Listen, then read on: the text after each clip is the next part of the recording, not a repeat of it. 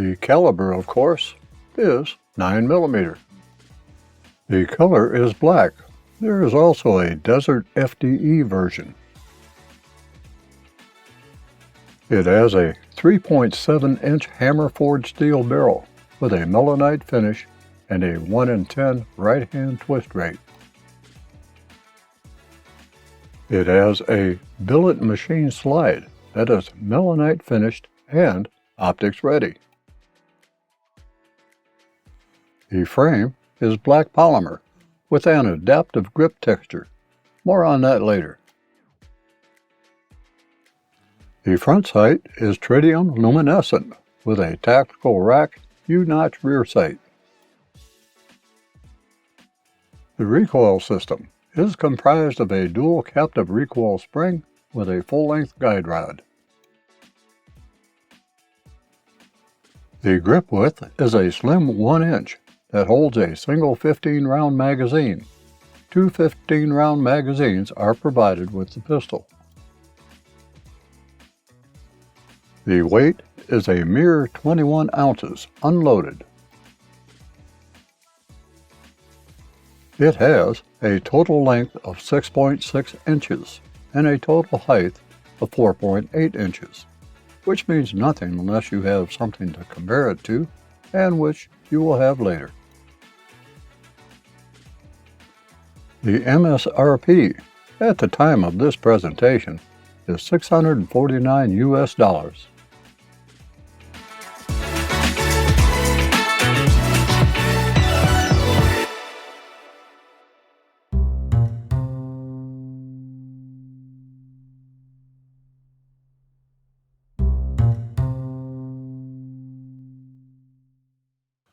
The biggest question for the range day was how accurate would the Hellcat Pro be in my hands at a combat distance of 7 yards. I really needed to evaluate it on its own accord, and not with how well or poorly I shoot it, as compared to the Glock G48 and G45. The tritium luminescent front sight on the Hellcat Pro is very familiar to me, as a similar front sight is on my Glock G48. The rear sight notch, however, is different, but it did not take me long to get used to it.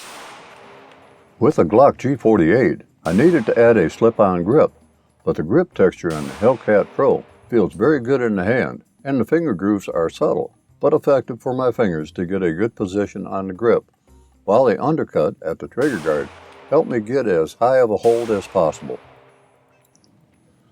The Hellcat Pro is very reminiscent of my XDS pistols before they became XDS Mod 2s, sans the grip safety and capacity. To me, the Hellcat Pro is just a different rendition of them, but with a larger capacity. My prime concern was the trigger. I have viewed other reviews that claim that the Hellcat Pro had a heavy trigger. The trigger pull travel is typical Springfield Arms XDM, somewhat long, but I actually like that, especially if I have to back off the trigger when pulling. The trigger of the Hellcat Pro serves two purposes, actually. Pulling the trigger completes the cocking cycle until the striker releases, unlike the Glock, whose sole purpose is to simply release the striker. There is a hint of pre-play when pulling the trigger until you feel slight resistance. Then, there is a brief hard wall that you come up against. Pulling through that wall renders a very crisp break, but no over travel. The reset is long, and there is a definite tactile feel when it resets. There are many who cavil over a trigger, but this is not a race gun. The trigger pull weight on my Hellcat Pro came in at 7 pounds, 0.2 ounces, with a 5-pull average, and feels very similar to my other Springfield Armory pistols. I suspect that after some range time, the trigger will settle in, and I will settle in with the trigger. Recoil impulse is mild and muzzle flip is sharp, as expected with the 9mm cartridge, but it is easily manageable, and it is very easy to get back on target. I am not the fastest shot, as I am as deliberate with my shots as I can be. Today, I was running some Magtech 115 grain FMJ, some Fiocchi 147 grain FMJ, a few Remington 124 grain FMJs, and for defensive purposes, Sig Sauer Elite Performance 147 grain jacketed hollow point.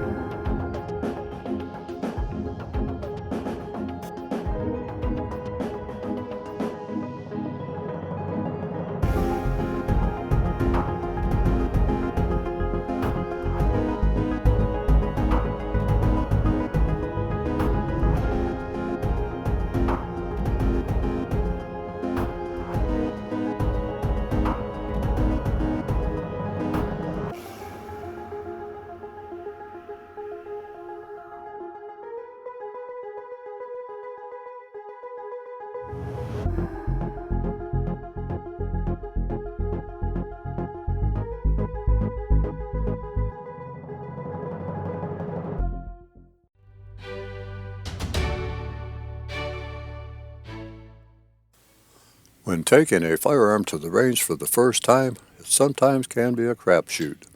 I am sure that you have experienced not so full confidence in the firearm, or with your authority over the firearm, the first time out. Only after firing a few rounds do you become accustomed to the firearm, and finding your rhythm with it may be successful, or not at all. My goal with any of my range sessions is to evaluate the firearm's basic functioning and accuracy, and then share my evaluation with you, for whatever that is worth. You John Wick types may want to bypass this segment. It is all so very boringly basic. I have shot the Sig Sauer P365XL with and without optic, and although they were excellent pistols, the macro, being a bit different, could bring about a different story. So, let me get into the shooting part, make comments throughout the session, and, as my usual, provide a synopsis at the end of the session.